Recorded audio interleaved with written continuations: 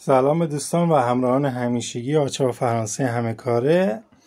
خب تو ویدیوی قبلی نشون دادیم و تست کردیم این حسگرا رو که به جوش اومده بود و مبدل ما رو خراب کرده بود. اونا رو شستشو دادیم، روتور موتور سیکلو هم همینطور و بردمونم دچار ایراد و مشکل شده بود که ما اینجا برد تعمیر کردیم، سیما رو چک کردیم، فیوزش و همه اینا. خب اینجا که گذشت برای راه اندازیش که روشن نمیشد. حالا این تیسی که بهتون میگفتم این حسگر دما مهمه برای اینجا بود. ببینید که این تیسی فشار اومده بود و بهش کلا اتصال بدنی ایجاد کرده بود و به برد حتی ضربه میزد. ما این تیسی هم نو عوض کردیم، تمام این مسیر و حتی این پنجره‌ای رو شستشو دادیم، بستیم مرتب. آماده تست و